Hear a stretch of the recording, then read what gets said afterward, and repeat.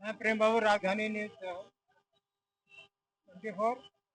आज हम मौजूद हैं कानपुर के फूलबाग पे मौजूद गांधी प्रतिमा के सामने। यहाँ पर जंतर मंतर दिल्ली के अंदर वानचक जी के नीट पेपर को लेकर के जो लीक हो रहे थे, नीट पेपर, वानचक जी के अनिश्चितकालीन हड़ताल के भूख हड़ताल के विषय में ही आज यहाँ पर उनके समर्थन में कानपुर में आंदोलन हो रहा था। आइए जानते हैं क्या हो रहा है यहाँ पर। सर, अपने परिचय देते हुए बताइए क्या हो रहा है। मेरा नाम सुरेश कुमार वर्मा है। मैं all India court class federation का प्रदेश प्रभारी भी हूँ और साथ ही इंडियन इंक्लूसिव पार्टी का कार्यकारी प्रदेश अध्यक्ष उत्तर प्रदेश।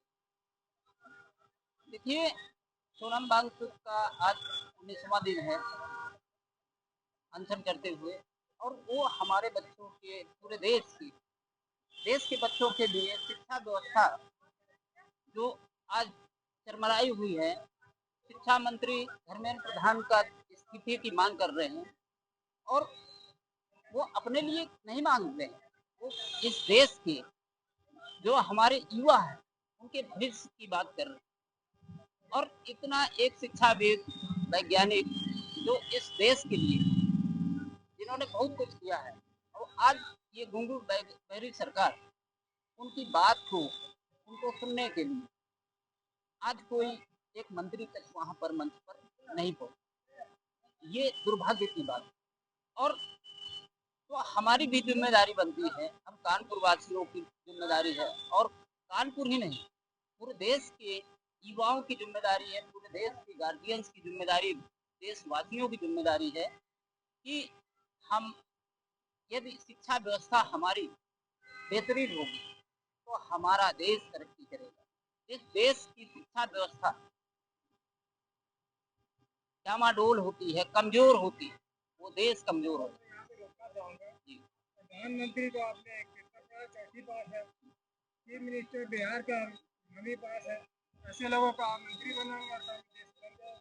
देखिए, बात इस बात की है कि ये लोग इस तरह से 2013 के दौरान कभी कभी लोग बिना पढ़े लिखे भी देश में बहुत अच्छा काम करते हैं, और उदाहरण के तौर पर काफी लोगों ने ऐसे काम किए हैं, महान काम किए हैं।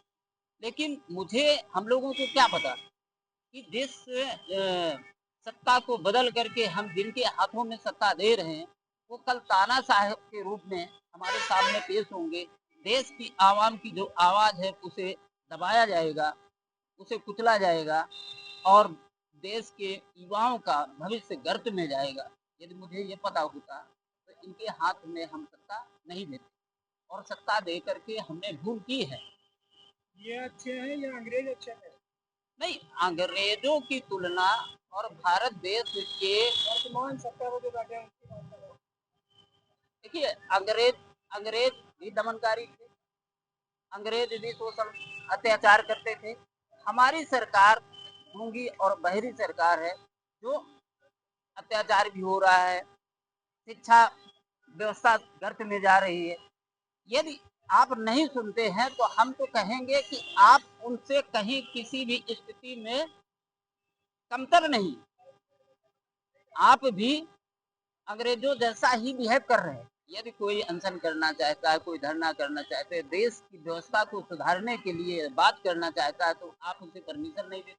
तो ये तानाशाही है। ये ऐसा मुझे महसूस होता है, हम भारत देश के वासी होकर के, हमारे भारत देश की जो सरकार है वो हमारे साथ ऐसा लगता है जैसे विदेशियों की सरकार हो। अंग्रेज अपने संविधान का सम्मान करते थे, ये अपने संविधान का सम्मान कर रहे हैं क्या? देखिए, जिसकी शपथ खाई इन्होंने, संविधान की शपथ खा करके, ये उस संविधान को ही नहीं मानते। यदि संवैधानिक रूप से सारी चीजें मानते होते तो देश आज संवैधानिक रूप से, आज हमें यहाँ पर खड़े होने की जरूरत न पड़ती। सोनम वांगचुक और तमाम हमारे सीजेपी के जो अन्य नेता हैं, उनको आज ये अनशन करने की जरूरत नहीं पड़ती। संवैधानिक व्यक्ति जब चलता है तो देश में मौलिक अधिकारों का ध्यान में रखता है, नागरिकों का क्या मौलिक अधिकार है, उनकी शिक्षा, उनके स्वास्थ्य, उनके रोजगार की, वो बात करता है, और जब बात करना बंद कर देता है तो हमारे जैसे लोग निकल करके आते हैं और अपनी बात मनवाने के लिए अनशन करते हैं, धरना करते हैं, प्रदर्शन करते हैं, भूख हड़ताल पर जाते हैं। अंत में मैं ये कहना चाहता हूँ कि सरकार को पूरे देश में जो उबाल है, देश का जो गुस्सा है, युवाओं का गुस्सा है, हम लोगों का, देश के नागरिकों का जो गुस्सा है, शिक्षा मंत्री धर्मेंद्र प्रधान का तत्काल प्रभाव से इस्तीफा लिया जाए और सोनम वांगचुक को जो सुबह अरेस्ट किया गया है, किस अस्पताल में है, उनकी स्थिति क्या है, उसका अपडेशन सरकार को देना चाहिए। ये हमारी मांग है। और धर्मेंद्र प्रधान का तो इस्तीफा होना चाहिए, और जो जो इसमें अधिकारी संलिप्त हैं इन मामलों में, और जितना सुधार हो सकता है उनका एक श्वेत पत्र लाए सरकार कि हम ये सुधार करेंगे, सुधारवादी नीति आएंगी आगे। और हम यही मांग करते हैं कि शिक्षा मंत्री का जब इस्तीफा होगा तो दूसरा जो मंत्री आएगा तो ये उसे डर रहेगा कि हम यदि गलत होगा, युवाओं के साथ गलत होगा, शिक्षा में यदि बेहतर नहीं हो हम कर पाएंगे तो हमारा भी इस्तीफा देश के नागरिक मांगेंगे। बहुत बहुत धन्यवाद। तो ये थे आईएपी पार्टी के प्रदेश कार्यकारी अध्यक्ष सुरेश कुमार वर्मा जी।